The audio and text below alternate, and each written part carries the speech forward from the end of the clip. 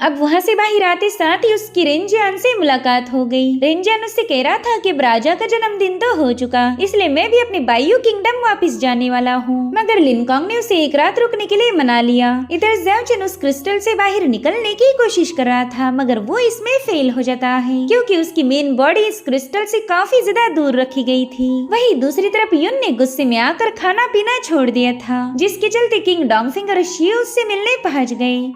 शियो उससे कह रही थी कि कुछ बातें ऐसी है जो हम तुम्हें नहीं बता सकते, तुम्हें बस हम पर भरोसा करना होगा और सब कुछ ठीक हो जाएगा। लेकिन युन को तो यही लग रहा था कि ये लोग उसकी जबरदस्ती शादी करवा रहे, इसलिए उसने दोबारा से रोना शुरू कर दिया। यहाँ पर शियो के जाने के बाद राजा डोंगफिंग युन से कहने लगे कि तुम कभी भी अपनी बड़ी बहन को समझ नहीं पाओगी। ये सुनकर युन सोच में पड़ गई कि आखिर उसके फादर ने ऐसा क्यों कहा होगा। तो वो सच्चाई का पता लगाने के लिए डोंगडोंग की मदद से दीवार में छेद बनाकर कमरे से बाहर आ जाती है। यहाँ पर डोंगडोंग शियो की खुशबू को ट्रेस करते हुए युन को किश हाउस के पास लेके आ जाता है, जहाँ पर उसने बैरियर को ओपन होते हुए देख लिया तो डोंगडोंग को लेकर तुरंत ही छुप जाती है। उसने देखा कि लिनकॉन्ग रेंजियान को लेकर वहाँ पर आ चुका है, तो युन को ये लग रहा था कि लिनकॉन्ग गद्दार है। वहीं पर रेंजियान उससे कहने लगा कि मैं जानता हूँ तुम इस राजा डोंगफिंग के वफादार हो, इसलिए मैं तुम्हें एक आखिरी मौका दे रहा हूँ, जल्दी से अपनी गलती मान लो। जो सुनते साथ ही लिनकॉन्ग उसके सामने नील डाउन करने लगा, मगर ये तो बस उसकी एक चाल थी। उसने तुरंत ही वहाँ पर एक फॉर्मेशन सेटअप करते हुए रेंजियान पर अपनी सन ब्लेड से अटैक करना शुरू कर दिए। हालांकि रेंजियान काफी तेजी के साथ इन अटैक को डॉज करने लगा,